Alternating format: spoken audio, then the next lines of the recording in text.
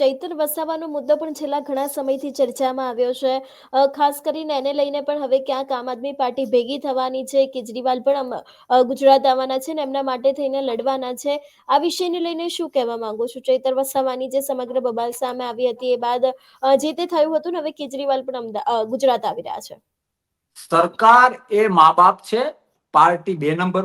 કોઈ પણ સરકાર હોય ને, એ સરકાર જે તે દેશ હોય કે જે તે રાજ્ય હોય, સરકારને માવતર કહેવાય, સરકાર મા બાપ કહેવાય. ઘરની અંદર કોઈ ન્યાય માટે કોઈ દીકરો કે કોઈ દીકરી ઘરની અંદર ન્યાય માટે કદાચ અવાજ ઉઠાવે તો મા બાપની ફરજ છે કે સત્ય શું છે, અસત્ય શું છે એને સમજાવવું. મા બાપને એ ફરજ ક્યારેય નથી આવતી. એ મા બાપ ન કહેવાય, એને રાક્ષસ કહેવાય. જે મા બાપ આવા અવાજ, સત્ય માટે અવાજ ઉઠાવનાર દીકરા કે દીકરીને ભૂખો તરસો રૂમમાં પૂરી દે તો આપણો ઇતિહાસ, આપણી સંસ્કૃતિ, આપણો સમાજ, આપણું બંધારણ નથી સ્વીકારતું. એ તમે, હું અને આખી દુનિયા બધા એક્ટિવ લોકો જાણે છે. વર્તમાન ગુજરાત સરકાર આવું કંઈક કરે છે કે એની વિરુદ્ધમાં કોઈ પણ પ્રકારનો અવાજ ઉઠાવવામાં આવે, પછી એ સામેવાળી કોઈ પણ પાર્ટીનો માણસ હોય, એને પાડવા માટે, લોકસંપર્ક તોડવા માટે, માનસિક મનોબળ તોડવા માટે, એન કેન રીતે હેરાન કરવા માટે એને જેલમાં નાખવામાં આવે છે. અને એની સામે અમે અવાજ ઉઠાવીએ પાર્ટી પર્સન તરીકે. હું તો વ્યક્તિગત ત્યાં સુધી કહું કે તમે લોકશાહીને સાચો પ્રેમ કરતા હોવ ને, તો દુશ્મની જો રાજ્ય માટે કે દેશ માટે સારું કામ કરતો હોય તો એને વધાવવો જોઈએ. એ ખાનદાની છે, એ આવતા ચમકતા દેશના અને રાજ્યના ભવિષ્યની નિશાની છે. એટલે આ ડરપોક ગુજરાત સરકાર ક્યાંક ને ક્યાંક પોતાના દાગાઓ ઢાંકવા માટે, પોતાની હારને પરોક્ષ રીતે ન સ્વીકારવાનું, લોકો સુધી ન પહોંચે એ બધું ઢાંકવા માટે આવું બધું કરે છે. અને આખરે તો સત્યનો જ રણકો વાગે. અસત્ય ઉપર અસત્યના ગમે એટલા લેપ કરે તો એ સત્ય સત્ય રહે છે. અને આ સનાતન છે. આ કોઈ ગુજરાત પૂરતું નહીં, બ્રહ્માંડમાં કોઈ પણ જગ્યાએ સત્ય હંમેશા સત્ય રહે છે. એમ ચૈતરભાઈનો હું તો શું કહેવાય, અનેક વખત અભિનંદન પાઠવું છું કે લોખંડી મનોબળ રાખ્યું છે અને આ લોકો એને હરવવા માટે, થકવવા માટે, પાડવા માટેના પ્રયત્ન કરે છે. અને એ અણનમ લડે છે. અને એ યોદ્ધા એ આમ આદમી પાર્ટીના છે. અને અમારે એને મદદ આ બાબતે કરવી એ અમારો ધર્મ છે. હું તો એવું માનું છું કે આવી બધી જે બીજેપી એ આદરી છે ને, કે કોઈ પણ અવાજ ઉઠાવે તો એને અંદર કરો, ખોટા ભ્રષ્ટાચારના આરોપો નાખીને અંદર કરો. આ બીજેપી જે આદરી છે ને, એ પોતાની બામે પોતાની ચામડી દાજવાના ધંધા કર્યા છે. અમુક દુખાવામાં બામ લગાવીએ, બામ વધી જાય તો દુખાવો મટી જાય, પણ ચામડી કાળી થઈ જાય. એમ બીજેપી આખું કાળું થવા જઈ રહ્યું છે. કારણ કે એમના જ કાર્યકર્તાઓ, એમના જ નાના મોટા નેતાઓ હવે એટલું તો સ્વીકારે છે, પર્સનલ બેઠા હોય ત્યારે, કે બાપુ વધી તો જાય છે અમારું, પણ હવે જોઈએ આ લોકો સુધરે ના સુધરે. આજે હમણાં આપણે તાલુકા પંચાયત કચેરીની વાત કરી, એનાથી વિશેષ મોટો દાગ લોકશાહી ઉપર હોય શું? એટલે ચેતરભાઈની તમે જે વાત કરી એ પ્રમાણે પાર્ટી કોઈ પણ યોદ્ધા માટે, એ તો એમએલએ છે, બાકી કોઈ પણ યોદ્ધા માટે જે સત્ય માટે લડતો હોય, લોકશાહી અને ગુજરાતના હિત માટે લડતો હોય, એની સાથે આમ આદમી પાર્ટી ઓલવેઝ રહી છે. જી. પણ ક્યાંક તમારી વાત તમે જે પ્રમાણે કહ્યું, તમે લોકો મેદાને આવવાના છો ખાસ કરીને, પરંતુ ક્યાંક ચૈતર વસાવા ઉપર એવા આક્ષેપો છે કે એમને કાચના ગ્લાસ વડે હુમલો કર્યો હતો, એમને ફોન દ્વારા મારવાનો ક્યાંક પ્રયાસ કરવામાં આવ્યો હતો, એટલે સમગ્ર વાત પોલીસ સ્ટેશન સુધી પહોંચી હતી અને એ બાદ એમની ધરપકડ થઈ હતી. એવા ભારતીય જનતા પાર્ટીના આક્ષેપો છે. આ વિષયને લઈને શું કહેવા માંગો છો? આમાં છે ને હસવું આવે બેન. તમે કદાચ ગામડામાં રહ્યા કે નથી રહ્યા ખબર નહીં, હું ગામડામાં મોટો થયેલો છું. એક તળપદી શબ્દ છે, સૂટબૂટ રમતા. અમે સૂટબૂટ રમતા ને, એમાં અમે હજીએ ક્યારેક જઈએ તો, પણ હવે ખમી ના શકાય, એક કાપડ હોય ને, રદ થયેલા કાપડનો એક બોલ જેવું બનાવવામાં આવે. હવે તો છોકરાઓને એ ટાઈપના બોલે મળે, ત્યારે એ ગામડામાં નહોતું મળતું. પછી જે 5, 10, 15 બધા છોકરાઓ હોય એ એકાબીજાને મારીએ, બરાબર. એમાં અમુક ટાઈમે તો રમતમાં અંદર પથ્થર મૂકીને મારીએ. એ એક રમત છે. અને એમાં આજ સુધી કોઈનું ડેથ થયું એવો દાખલો નથી બન્યો, મારા ધ્યાનમાં નથી આવ્યો. એ છૂટ બૂટ ને લીધે આજ સુધી કોઈને દવાખાને લઈ જવો પડ્યો હોય એવો દાખલો નથી બન્યો. જે ગામડાના લોકો આ મારી વાત સમજી શકશે કે છૂટ બૂટ ની રમત જે દડો મારવાની રમત છે, આજ સુધી કોઈ મને માનો કે કોઈ એ રીતનું વધારે વાગી ગયું તો કોઈએ કોઈના પેરેન્ટ્સને ફરિયાદ કરી હોય એવું પણ નથી બન્યું. તો આ ગ્લાસ વાળી મેટર તો આખી એવી છે કે આપણે ના અંદાજ કરીએ કે જો વરસાદ થયો છે, પગ લપસી ગયો હોય મારો, તો હું આમ પડું તો મને હેમરેજ થઈ જાય તો હું મરી જાઉં. આ રીતના કોર્ટના ટાઈમ બગાડવાના ન હોય.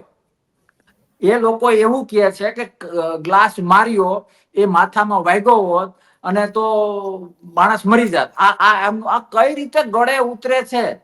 હકીકત જો તમને ચિંતા કરવી હોય તો જે બેન દીકરી એમને એમ મરે છે, પોતાની ઇજ્જતો લૂંટાય છે અને મરે છે, એની ચિંતા કરવી જોઈએ. ને તમને ગ્લાસ છટકીને ગયેલા ગ્લાસ ની ચિંતા કરે છો ને એમએલએ ને તમે અંદર કરો છો, શરમ હોવી જોઈએ. ગુજરાતીઓ માને એટલા મૂર્ખા નથી બેન. એવું તો ઘણું બધું છે. એ કાચના ગ્લાસ ને રાય જેટલું સ્થાન ના પડે.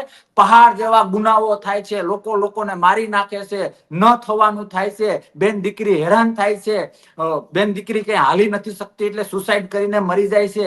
એમાં ક્યાંય કાયદો નથી દેખાતો. એવા લોકો એના માટે જવાબદાર લોકોને પકડી પકડીને લટકાવી દે અથવા અંદર કરવાનો ટાઈમ નથી મળતો. નહીં, એ કોઈ ચિંતા નથી. ગુજરાતીઓનું જે થવાનું હોય થાય. બેન દીકરી, ખેડૂત, વિદ્યાર્થીઓનું જે થવાનું હોય થાય. અમે સલામત રહેવા જોઈએ. અમારો કાર્યકર્તાથી લઈને અમારા મુખ્યમંત્રી સુધી સલામત રહેવા જોઈએ. અમારી સામે કોઈ અવાજ ના ઉઠાવવું જોઈએ. અમે ગમે એટલા અસત્ય ઉપર નાચતા હોઈએ તો સત્યનું નાનું એવું રણસીંગું અમારે કાને ન પડવું જોઈએ. આવી માનસિકતા બીજેપીની છે અને એટલા માટે જ 2.5 વર્ષ માટેનો મહેમાન છે. કારણ કે ગામડાઓ ફરજો, તાલુકાઓ ફરજો, જે હવા હમણાં ચાલુ થઈ છે ને, એ લોકશાહી માટે એક સારા તાજની નિશાની દેખાઈ રહી છે. જી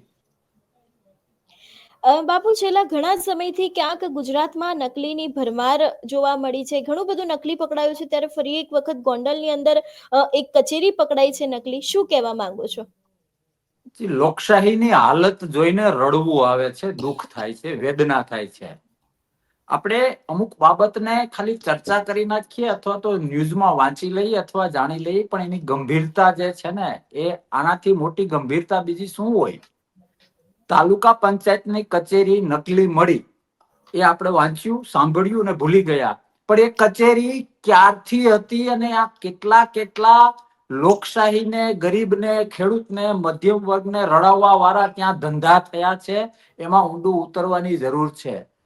ભૂલ તો ભગવાનથી નહીં થાય, ઘડીક વાર સ્વીકારી લે, લિબરલ રહીએ, પણ આખો ચીલચીલો તો જોવો તમે. શું ડુપ્લિકેટ નથી? પોલીસ ડુપ્લિકેટ, ઈડી ડુપ્લિકેટ, સંસ્થાઓ duplicate, PMO duplicate, CMO duplicate, આજે તાલુકા પંચાયત કચેરી ડુપ્લિકેટ. હવે મનમાં છે ને 1, 2, 3 સર્વત્ર વિધાન બનાવવાની ઈચ્છા થાય છે કે ABCD જગ્યાએ કાગડા કાળા હતા તો સર્વત્ર કાગડા કાળા છે ને એના આધારે એક એક ગુજરાતીની વેદના હું તમારા માધ્યમથી ઠાલવું છું. હવે તો શંકા જાય છે, હવે તો ડાઉટ જાય છે કે આ સરકાર ઓરિજિનલ છે કે ડુપ્લિકેટ? આ સરકારના મંત્રી, સંત્રી અને મુખ્યમંત્રી ઓરિજિનલ છે કે ડુપ્લિકેટ? આવું ન હોય બેન. આ ખાલી ડુપ્લિકેટ મળ્યું, જાણ્યું અને ભૂલી ગયા એમ નહીં. તંત્રનો અને સરકારનો એ ધર્મ છે કે એમાં ડીપમાં જવું.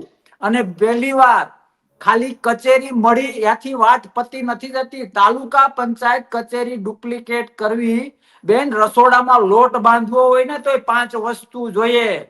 2 લોકોનું ધ્યાન ત્યાં પેલું હોય ત્યારે માત્ર લોટ બંધાય. ઘરમાં સત્યનારાયણની કથા કરવી હોય તો 4-5 દિવસનું આખું આયોજન જોઈએ. આમંત્રણ આપીએ, બ્રહ્મદેવને કહીએ, જે એની પ્રોસેસ હોય છે.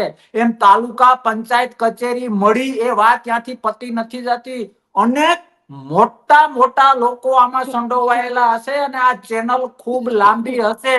અને હું છાતી ઠોકીને કહું કે એ ચેનલનો રેલો ગાંધીનગર કે દિલ્હી સુધી જતો હશે તો અને તો જ આવડું મોટું લોકશાહીને મારવા વાળું પરાક્રમ ચાલી શકે અથવા તો સ્ટાર્ટ થઈ શકે. એટલે હદ થાય છે. કારણ કે એનો ભોગ કોણ બને? તાલુકા પંચાયત કચેરીમાં કયા એમએલએ ને કામ પડ્યું, કયા મંત્રીને કામ પડ્યું, કયા અબજપતિને કામ પડ્યું? કોઈ દાખલા કઢાવવા જાય, કોઈ દસ્તાવેજ કરવા જાય, કોઈ પોતા આવકના દાખલા માટે જાય. આવા ગરીબ મધ્યમ વર્ગ નાના માણસ અને ખેડૂતો માટેનો એ યુનિટ છે કે જ્યાં એને અવારનવાર જરૂર પડે છે.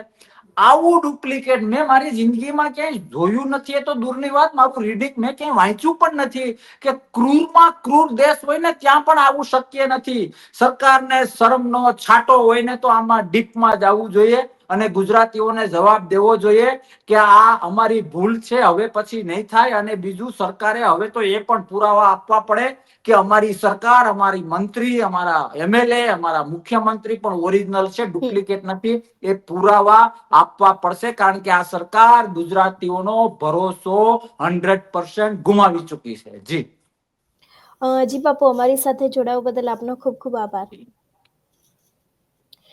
એટલે જે પ્રમાણે રાજકારણની વાતો કરી, ખાસ કરીને જવાહર ચાવડાને લઈને પણ ઘણા બધા મોટા ખુલાસા થયા છે. જે નકલી કચેરીઓ પકડાઈ છે એ વિષયને લઈને પણ વાતચીત કરી. ચૈતર વસાવાને લઈને પણ હવે ક્યાંક આમ આદમી પાર્ટી છે તે મેદાને આવી રહી છે. આગામી દિવસોમાં ક્યાંક મોટું આંદોલન થઈ શકે છે. ઘણા બધા રસ્તા છે તે દેખાઈ રહ્યા છે, પરંતુ ખાસ કરીને જે જવાહર ચાવડાનો દરેક લોકોના મનમાં એક સવાલ હતો, એ જ સવાલને લઈને કરસનદાસ ભાદરકા દ્વારા ઘણા બધા ખુલાસા કરવામાં આવ્યા છે. આગામી સમયમાં જોવાનું રહેશે કે હવે શું નવા જૂની થઈ શકે છે. તમારું શું માનવું છે આ વિષયને લઈને? અમને કમેન્ટ કરીને ચોક્કસથી જણાવજો. તેની સાથે અમારી ચેનલ નિર્ભય ન્યૂઝને લાઇક, શેર અને સબસ્ક્રાઇબ કરવાનું ભૂલશો નહીં. નમસ્કાર.